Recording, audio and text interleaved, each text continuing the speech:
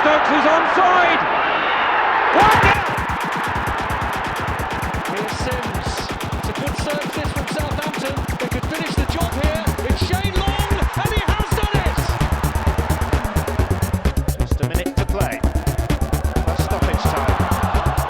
Here's Letizia. Who better to say farewell than one of the finest players ever to wear the red and white?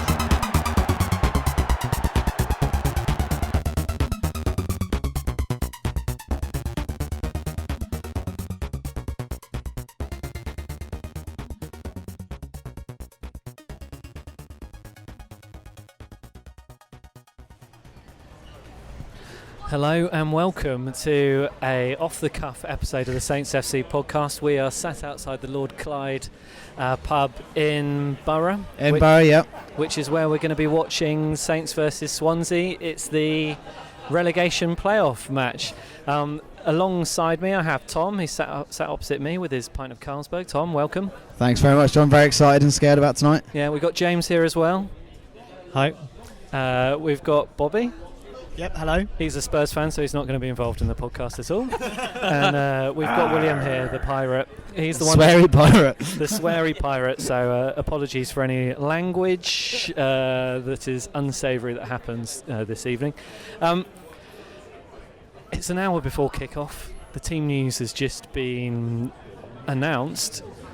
Tom, what do you make of the team selection that Mark Hughes has put out? It's the team we wanted. I think it's the two enforced absences of Lamina and Stevens, but it's the team we wanted. We think it's a battling team. It's a strong team. Long and Sims on the bench give us the chance to bring on players with pace that can run at people towards the end of the game if we need to. It's the best team we could have picked. How are you feeling? As always, I'm optimistic. Yeah. I think if we can take the spirit and tenacity that we had against Bournemouth and that we had against Everton, we can win. We are a better team than Swansea. They've not won in 7. We can do this, but at the end of the day, who knows? I'm terrified. I woke up at about 3 o'clock in the morning on Sunday night and I just lay there awake for an hour. I mean, how have you been coping? How was work today, Tom? Were you able to concentrate in meetings? Because I wasn't. Well, it was really quiet. Obviously, people just decided not to come in the office because it's sunny. I think I'm more positive. Like under Pellegrino, like you just don't get that feeling. And like we've heard today, apologies. We are in central London. We are in central London, and the sun is out. I think there's a great thing today about the team bus not being allowed into the ground and Hughes marching those players off to walk to the ground, and I like it. Like you said earlier, John, it's like blitz spirit. For me, it shows they're up for a fight. Yeah, James, what are you thinking about the match tonight?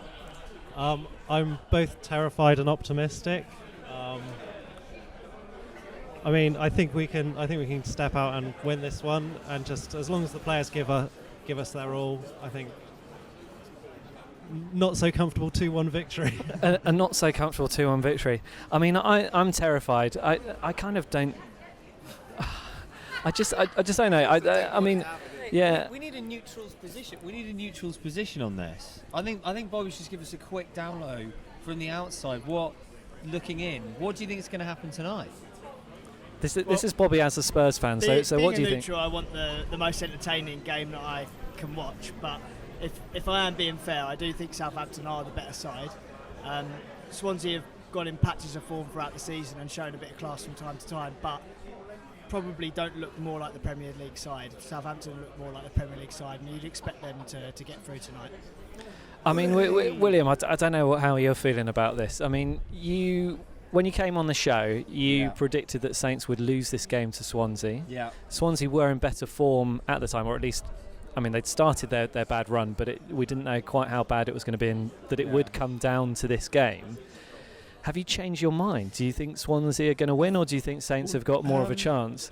I think earlier when we were talking, I thought about a draw as just like this nightmare scenario, and I kind of haven't changed my mind. Yeah. I think that we're sitting here going, it's a do or die. It's a playoff game. It's 150 million quid, etc. involved. It's a huge, massive climactic game, and I just think it's going to be, oh my God, we've somehow drawn this match, and I think both teams will be like, how the hell has this happened? You know, but that's how I feel about the game. But I don't know.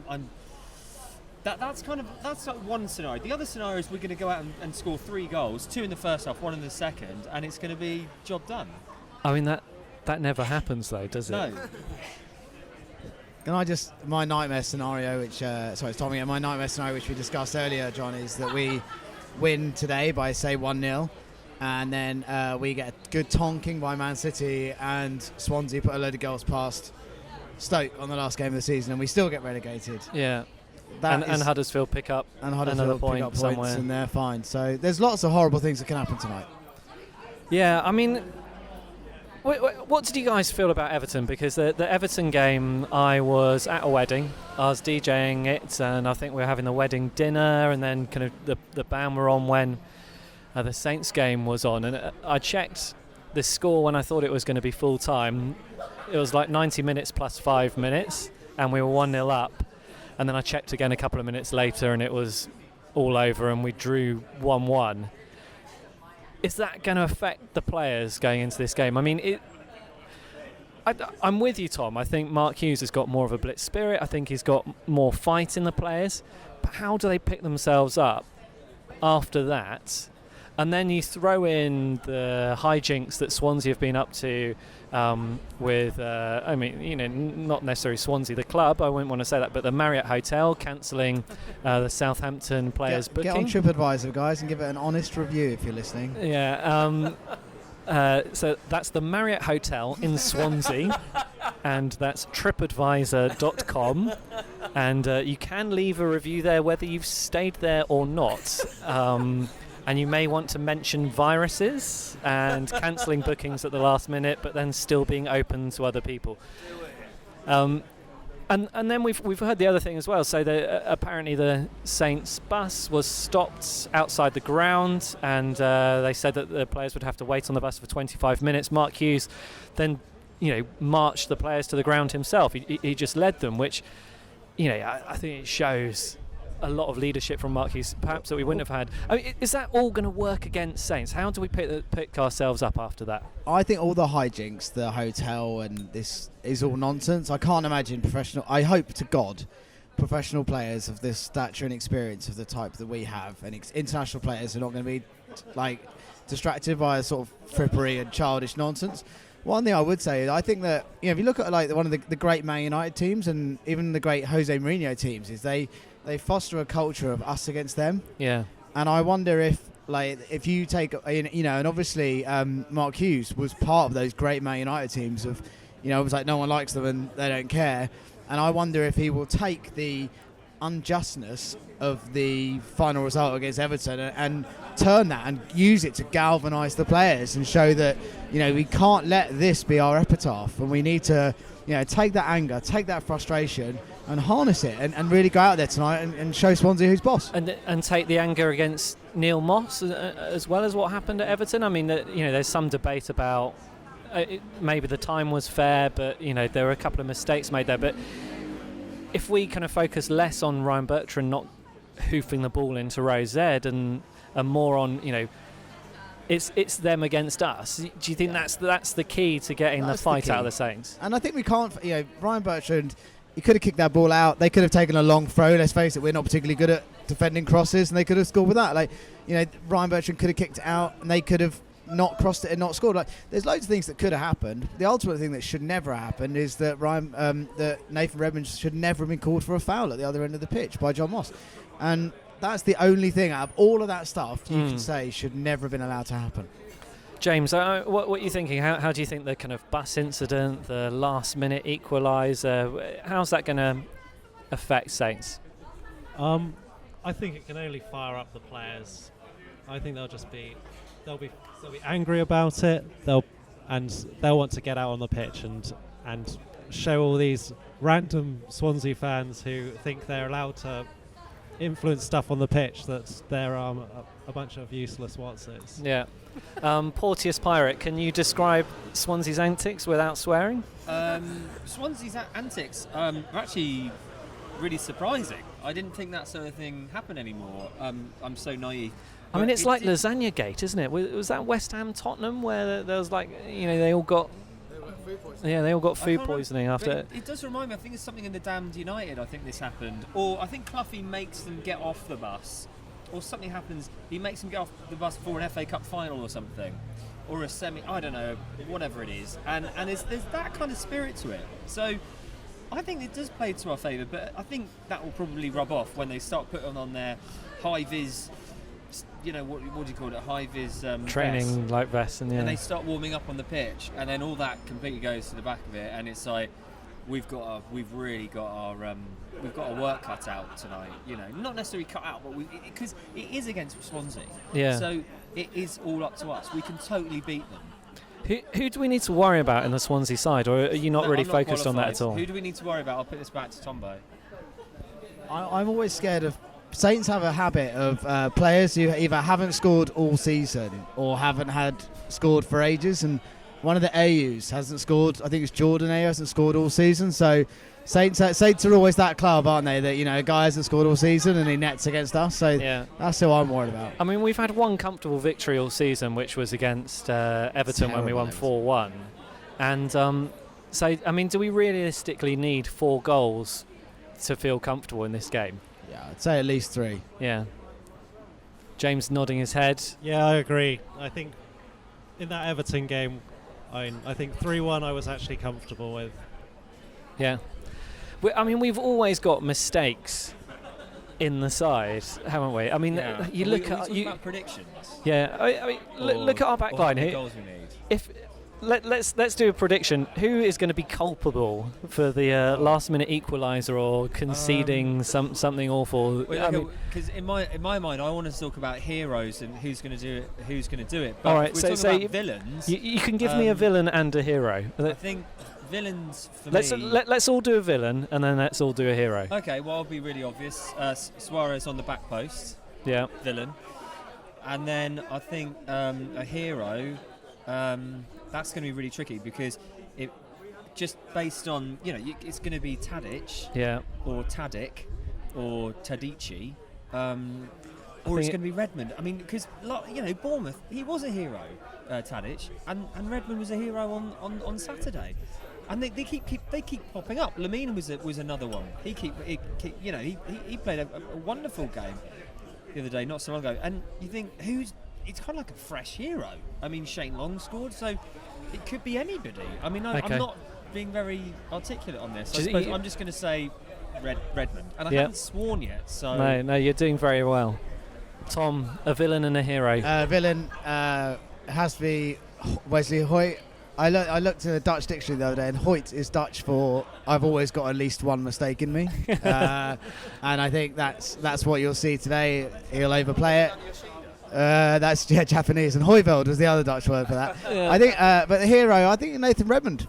I've got a good feeling about that, man. He looks hyped. He looks pumped. This is it. It's time. It's Redmond time. I mean, Nathan Redmond, who Mark Hughes said that he tried to sign as well. So I mean, that's got to give you loads of confidence, hasn't it? If a manager shows up who you know has tried to sign you before, it's like turning a new leaf, isn't it? He's an impact player. He's a really, we know what he's capable of.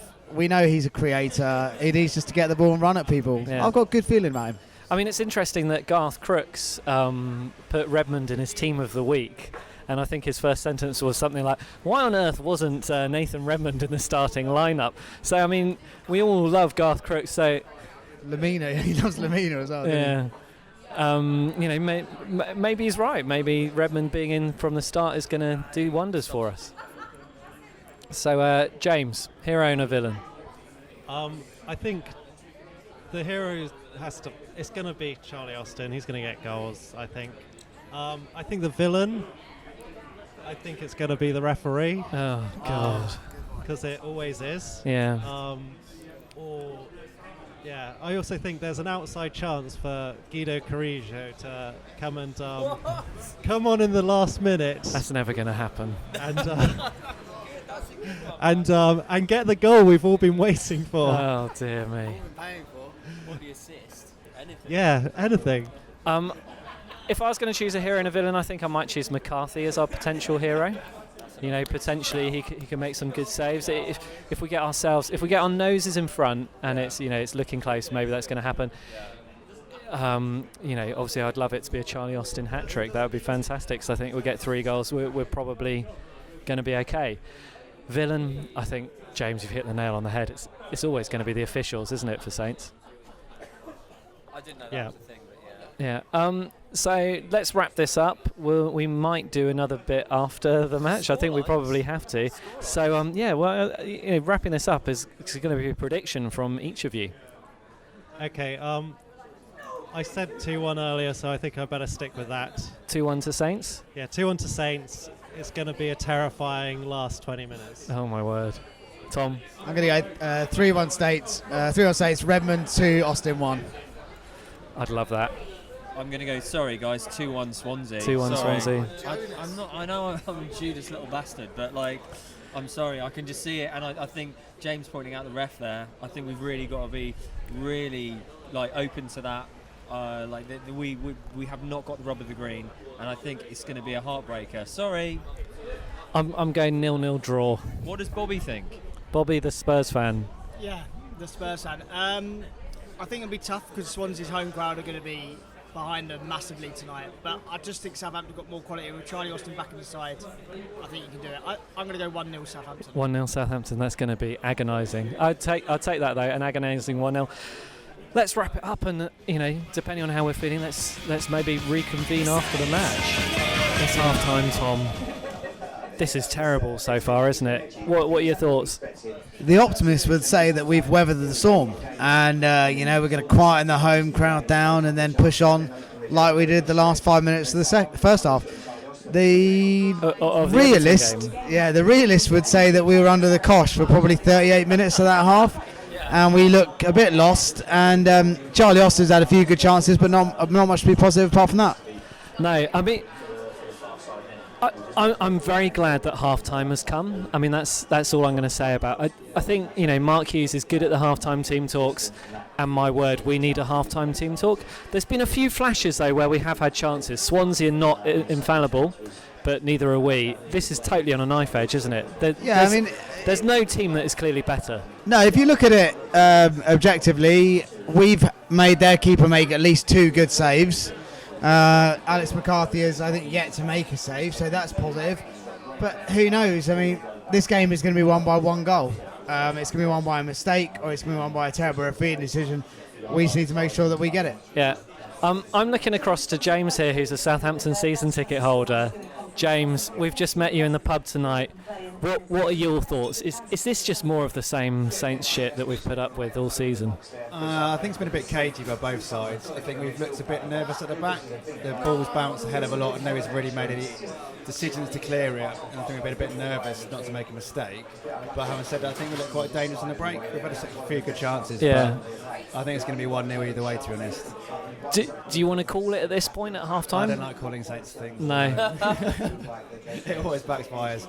So no, but I think it'll be 1-0 either way. Yeah, I mean, I'm hoping that what's going to happen, James, is we're going to somehow do this. You're going to get drunk. We're going to drink out the champagne in this pub, which probably doesn't have any champagne in. That's the plan. And then we're going to dance home through the streets of London, and you're going to renew your season ticket. What are the chances of that, do you think? 70%. 70%? That's really pretty high. I'd take that. Optimism. Yeah, I mean, James, you're very optimistic. William, I want to speak to you next. Yes, you're mate. a pirate. I mean, how does this compare to the travails of your seafaring? To be honest, I think Saints looked lost at sea in this first half. If it wasn't for the last 4 minutes of that match, I would be. I have been pooping my pants, but that's literally, I'm not swearing there. For the entirety, we are allowing them to play their game, and let's face it, their game is rubbish. I mean, we are inviting all this trouble onto ourselves. We've had a few chances, don't get me wrong, and I think we can. Like you said, half-time talk. It's all about the half-time talk. It's all about half-time team talk. I think this one's impossible to call. James, what are you thinking? I think it's a game of 2 halves, and hopefully the second half will play a lot better. Cliche. Right, I think we'll leave it at that. That's good. The Saints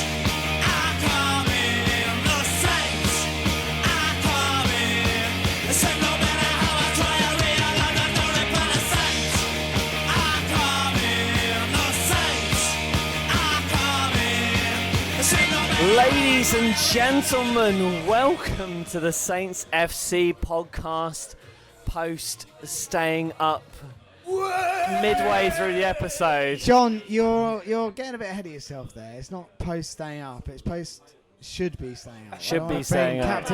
I don't want to be Captain Realism, but come on now. Oh, Tom, bring me down. We've just drank a bottle of Moet. It's like if Puff Daddy was a Southampton fan. I know. Tom, can I just get your feelings right now? I'm elated, but I also think they deserve it. I think what's wonderful is you've seen Mark Hughes come in. He has transformed exactly the same group of players. They believe in themselves. They've got an incredible level of commitment, which we've not seen. And even at the end, they're flying into clearances, and those clearances aren't hitting the byline, they're hitting the halfway line. It's a great time to be a Saints fan, and I'm excited. Have we rekindled the spirit of the mid-90s, of Letitia, of Moncao, of Hassan Kashlaw, of Mariam Pahaz? Is this the time when Saints fans group together and feel like we have something? Yeah, but we shouldn't have to. With all due respect to that group of players, and obviously Letitia, Hassan Kashlaw, and Franny, who we all love, we have in comparison to the rest of the Premier League, we have an expensive squad. We have players that earn a lot of money, that cost a lot of money. We shouldn't be down here. I mean, and I'm not saying we shouldn't because we don't deserve to be, but we have a very talented group of individuals, and we need someone to meld that group of individuals together, and I think Mark Hughes is that man. Tom, you're being too negative. I'm handing the microphone over to Keith, who showed up at half-time in the pub that we're in. Keith, how's it going? How on earth did you know that we were here? Why are you here? And tell us about Southampton. You were there in the 90s as well, weren't you? Yeah. And today is the anniversary of Delhurst Park, which you young guys. Okay, not that young then, all right. So let's reflect on that. That was great, and these are the experiences you remember as a Saints fan. I just come along at half time. I've never met any of you guys before, but we just had a great time. And we're now all best friends, aren't we? Yeah, would you like to come to my wedding? But no, just a great night, and I think we deserve it. And I think I'd give Hughes a couple of seasons. I think to try and meld it. Do you reckon? Yeah, I think so. I mean, Hughes gets a lot of stick from the kind of like. I mean, are we going to call it the hoi polloi of the Premier League media? Well, look, this whole season has been a problem of management, right? And you know what? The problem is we believed our own hype. You know what? We could just replace the Sadio Manes, the Virgil van Dijks with the Bednarecs and the Stevens and the Redmonds and all the rest of it. Right. Well, maybe we need a dose of reality, and I think Mark Hughes has got to, he's pretty real. He is the dose of reality. I mean, possibly the turning point of the season was him sorting out the Boufal situation. Yeah, I mean, I was gonna jump straight into that. Is Mark Hughes offering out Boufal in the changing room the turning point of the Southampton season? Strangely, it could well be. Yeah. That's right. Yeah. Right, Keith, I want you to hand the microphone over to James. He's a season ticket holder. He's to your right. James, you've seen more of Saints than the rest of us. What has happened since Hughes came in? Why have we stayed up? Because I think all of us were looking at Saints in November, maybe even October, and thinking, we're in big, big trouble. What's happened? I think there's more passion. Have you seen Tadic chase the ball before? No, never. No, I think Tadic was chasing the ball in the first half as more than I've seen with the last two seasons. So I think he's the Boufal situation, which Keith alluded to, was massive. I think it was a catalyst to mold the squad together. I think, and I did predict it's going to go 1-0 either way, and it did. And you were right, weren't you? And Hughes was brave. He put Gabardini on. He put sort of long Gabardini and Austin up front, which he probably wouldn't have done 2 games ago. I think it was a very bold move, and I think it worked out very well. I mean, it's interesting because Bednarek was knocked out, so we were forced into a situation, and I mean, at the time, Bobby, who's the Spurs fan, who was the only person who had his head with him during this game, because the rest of us I don't think we were constant. I mean, none of us could really see it for what we should have done. But I mean, essentially, Hughes had an opportunity there, and he made the right choice. Yeah, because he could have put McQueen on a lot earlier than he did. Yeah. But he chose Gabardini, and that was a big decision that he made, and that proved the winning goal. And probably we're safe now because of that decision he made. Yeah. I mean, Bobby, let's get you in. As the neutral, which is kind of like a position which the rest of us, we just don't have. We don't have any sort of sensibility when we look at Saints. We just look at them as fans, and there's too much heart and not enough head.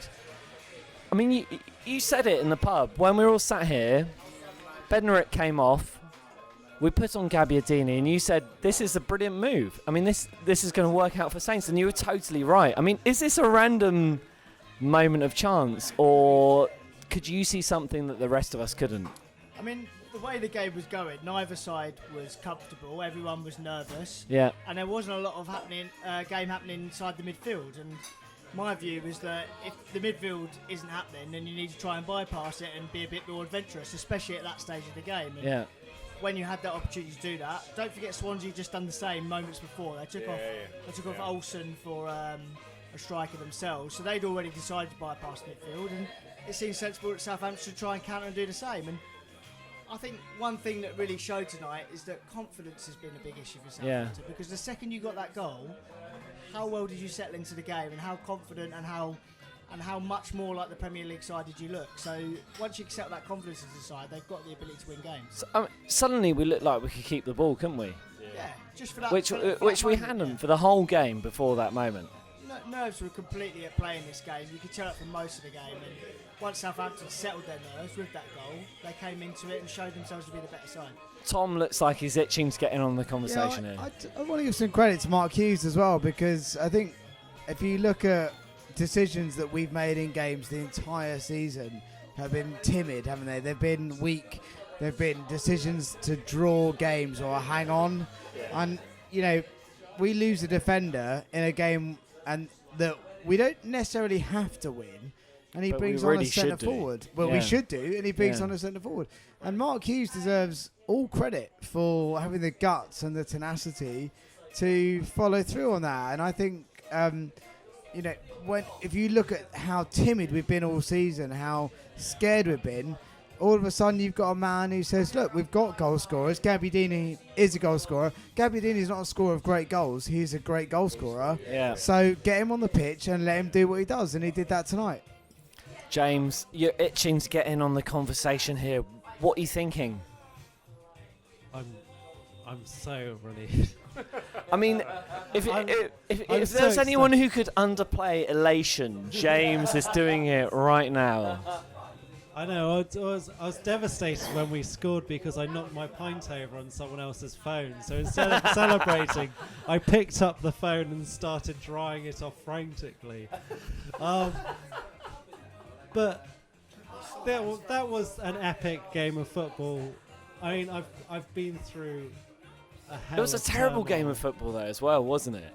Yeah, who cares? I mean, let's face it. That was one of the worst Premier League games in the history of the universe. But for Southampton, my word, it was 22 blind badgers kicking the ball in different directions. but one of our badgers went and one of our £15 million badgers went and kicked it in the back of the net, and you know, and that's all that matters. And that's football, isn't it? Yeah. You know, we've managed to come out of it. I feel very sorry for some people in Wales. Other people in Wales, I think, can the owners of the Marriott Hotel themselves. Yeah. I think everyone should still get onto TripAdvisor and give the Marriott Hotel in Swansea the review it deserves. Probably also at any championship football team as well. Yeah. Make sure they know what they're getting into when they book in. James, you need to hand over the microphone to William the Porteous Pirate. Oi, oi. I mean, good ship Southampton. It has set sail. It's unbelievable, isn't it? Really. I mean, I think we all knew it was going to be scrappy, a piece of crap of a game, and it really, really was. If we'd lost to Swansea, if we'd lost to that, my God in heaven. We would have deserved to go down if we hadn't. Yeah, absolutely. But for me, it's like, now what? What next? What next? What do you think is going to happen? Hughes's got to stay. Not just because of his performance, because he's got everybody playing. I think he's got the balls to strip out the deadwood and the prima donnas. But what about Man City? That's what I'm thinking. Are we going to send? No, not in a negative way. In a positive way. We've got to beat them. Not in a like we're going to go down way. Because I think we're safe now. As in a celebration of staying up, we have to go and beat the champions. Yeah, let's freaking do it. We can do it.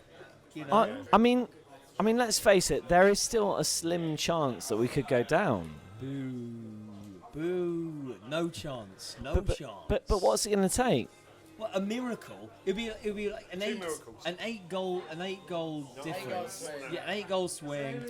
We're not going to capitulate. We're not in a capitulating frame of mind anymore. It's done. That is over and done with. I think from that, I think we're going to win against City. I said it on the previous podcast. I think we're definitely going to beat Man City. I don't know how many goals or whatever, but I think we're going to do it. 1-0. That would be a wonderful way to finish the season. But let's face it. Saints are staying up, aren't they? Yes, mate. They're staying up. And if we're going to put that video that Bobby, the Spurs fan, put up on Twitter, because, oh my God, we did go a little bit crazy. Yeah.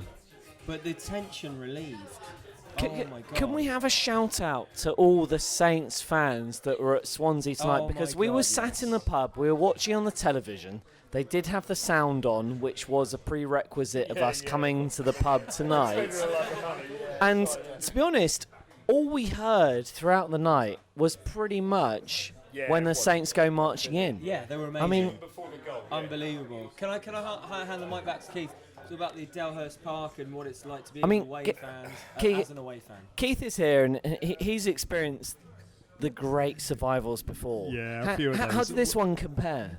It's definitely up there because it was so unexpected. Because you didn't think, those sort of Delhurst Park days, the team had character. There were the Benales.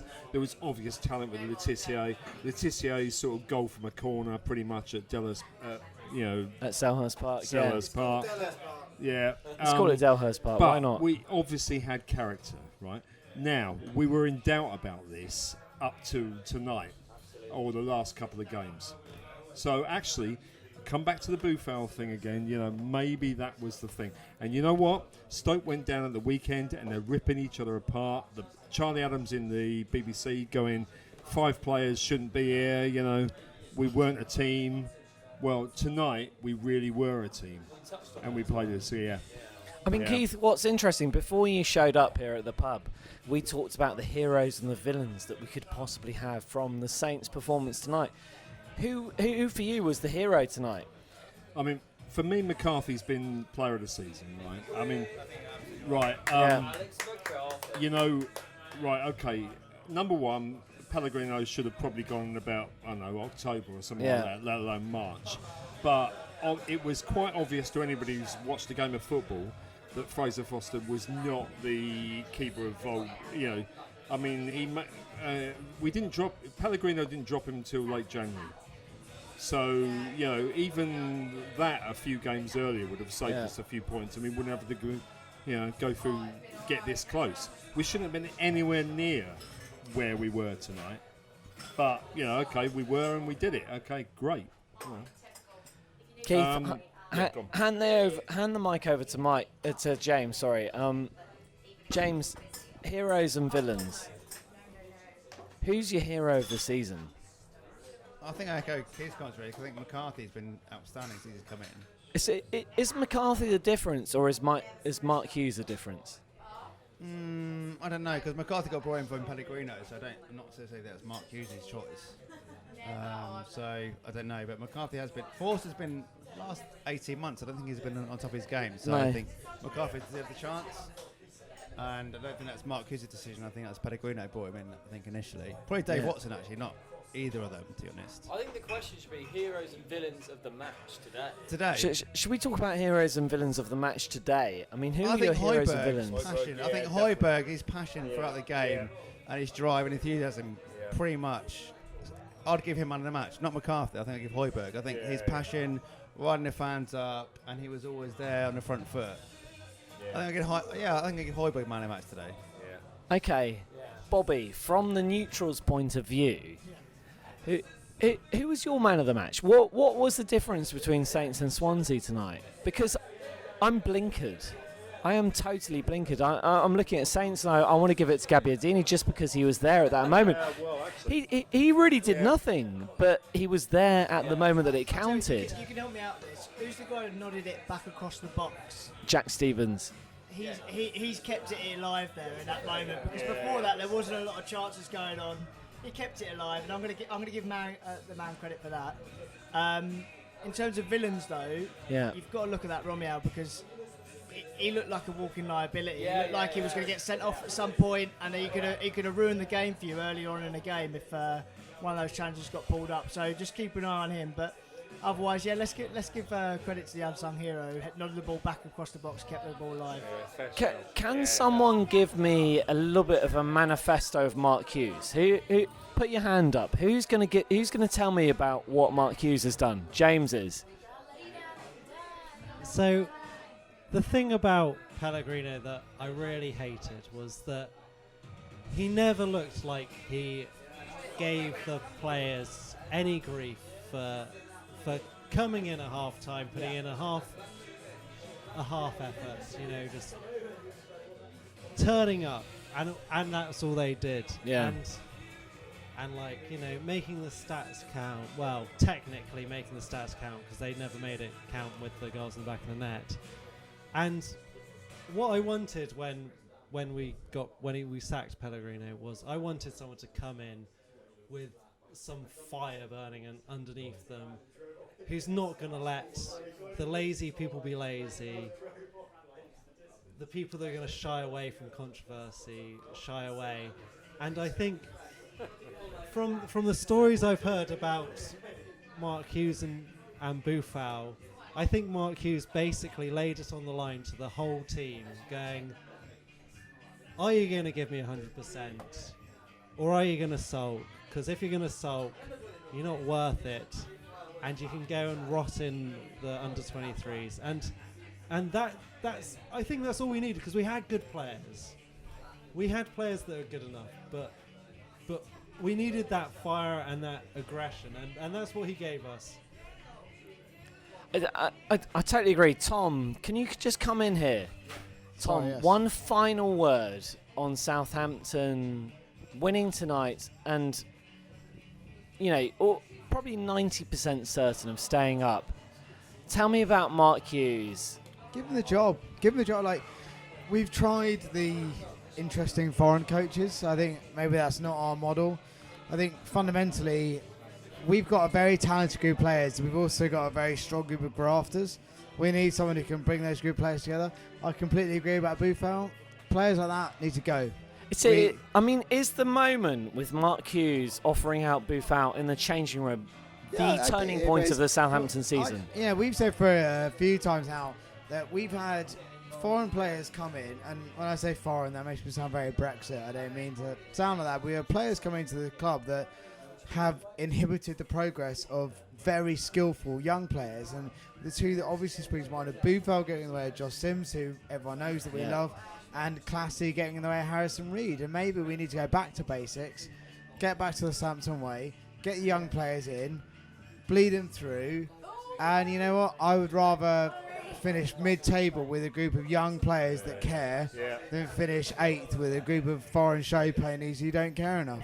Or be in the Champions League with Nathaniel Klein, with Gareth Bale, with Virgil van Dijk, if you know what, with if you don't Adam sell, Lallana, with Sadio Mane. If you don't sell, we have to be realistic about where we are. But I think fundamentally, like, where are we right now? Could we get Mark Hughes to manage this team next season? Yes.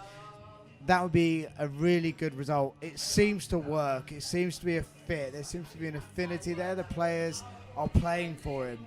They didn't never play for Puel. They never played for Pellegrino. Let's let this group of players play for Hughes and see what happens. Okay. Who's going to have the final word on this? One point on management. I think it's complacency. I think we We got like, Koeman. We got arrogant, didn't we? Yeah, absolutely. It's like, Puel will do. No, he won't, because he is just an absolute apathetic nothingness. Pellegrino, exactly the same. Yeah. Do you know what fires the boys up? Someone who wants to fire them up.